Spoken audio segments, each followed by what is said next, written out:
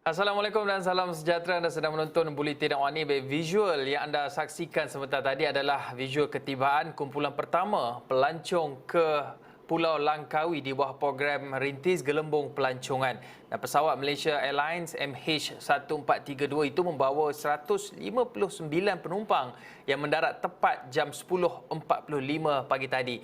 Dan ini adalah sebahagian daripada jangkaan 3,200 pelancong yang akan tiba di Langkawi sepanjang hari ini. Dan selain menerusi pengangkutan udara, sebahagian pelancong juga dijangka menggunakan pengangkutan laut menerusi feri dari Kuala Perlis dan juga Tanjung Lembong. Dan untuk mendapatkan perkembangan terkini, saya nak bersama dengan Wakil Esra Awani di Kedah Abdul Hadi Cik Awang. Hadi, bagaimana dengan kemeriahan yang berada di Pulau Langkawi ketika ini? Dan saya juga difahamkan ada sidang media oleh Menteri Pelancongan Datuk Seri Nancy Shukri dan juga MB Kedah sebentar tadi. Ada perinciannya?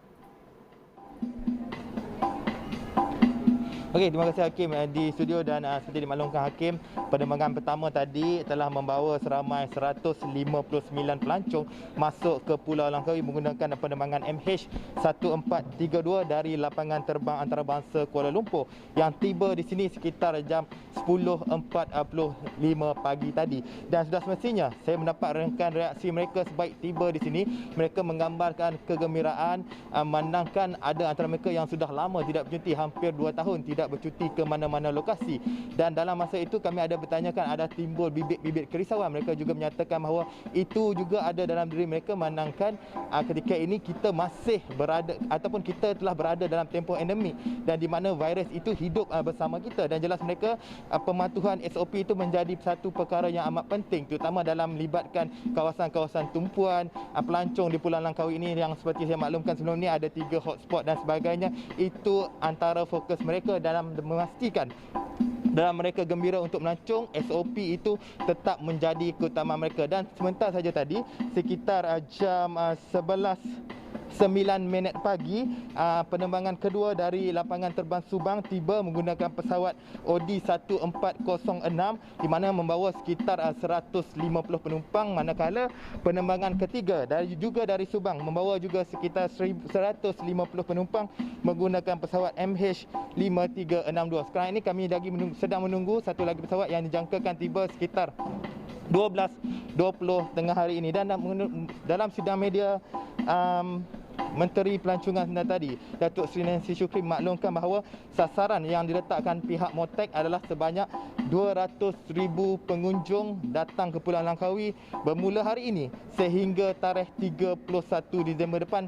Dan untuk bulan ini saja dianggarkan sekitar 30,000 pengunjung dijangka masuk ke Pulau Langkawi, manakala hari ini saja sekitar 3,200 orang pengunjung disasarkan untuk masuk ke Pulau Peranginan ini. Dan beliau juga maklumkan bahawa beliau berharap agar projek Rintis ini berjaya dan akan memberi kelebihan kepada pulau-pulau ataupun lokasi-lokasi lain untuk dibuka semula bagi sektor pelancongan. Itu yang dijelaskan oleh Menteri Pelancongan. Dan juga Menteri Besar Kedah juga ada memaklumkan bahawa berkenaan dengan SOP dan sebagainya, jelas beliau sekiranya ada pesakit positif yang terlepas masuk ke sini akan dihantar ke pusat rawatan ataupun CAC bagi membuat penilaian. Dan sekiranya didapati pada peringkat 1 dan peringkat 2, mereka akan ditempatkan di bilik-bilik hotel ataupun jika tidak mempunyai kemampuan kewangan akan ditempatkan di pusat PKRC Lisram. Dan jika keadaannya lebih teruk akan dibawa ke Hospital Sultanah Maliha. Dan juga beliau ada menyentuh mengenai SOP fasa 4. Langkawi sahaja pulau di Kedah ini yang dikenakan tempoh ataupun fasa SOP PKP ataupun PPN fasa 4. Tetapi sebaliknya di daerah-daerah lain di Kedah masih lagi berada dalam fasa 1. Dan beliau berharap pelancong-pelancong yang datang ke Pulau Langkawi ini akan menjaga kebersihan dengan sebaiknya agar aktiviti ataupun gejala membuang sampah seperti yang berlaku, seperti yang tular di tempat-tempat lain, di lokasi-lokasi pelancongan lain tidak berlaku di Langkawi ini sendiri. Dan bercakap mengenai SOP sudah semestinya, sementara tadi juga kami sempat menemui Ketua Polis Kedah. Beliau maklumkan bahawa telah mengenal pasti 19 lokasi yang akan menjadi tumpuan utama pelancongan yang tumpuan utama pelancong yang akan masuk ke Pulau Langkawi ini. 9 daripadanya adalah pusat memberi belah, manakala 10 lagi adalah pusat rekreasi. Dan sudah pastinya bercakap mengenai ini bersama saya ketika ini Ketua Polis Daerah Langkawi, Tuan Syariman, untuk bercakap mengenai dari segi pemantauan pihak polis. Kita bercakap dahulu ketibaan tadi, macam mana dari segi pematuhan SOP terutamanya, Tuan? Baik, untuk ketibaan tadi alhamdulillah berjalan dengan lancar, yang mana kita buat pemeriksaan MySejahtera serta juga vaksinasi, dan semua penumpang alhamdulillah mematuhi vaksinasi itu, semua mempunyai dos yang lengkap untuk masuk ke Langkawi.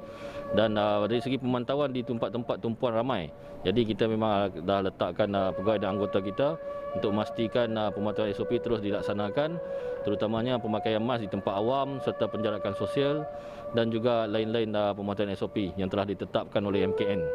Okey, Tuan, perancangan untuk hari ini, adakah akan dimulakan pemantauan sebaik saja pelancong-pelancong tiba tu ataupun macam mana, Tuan?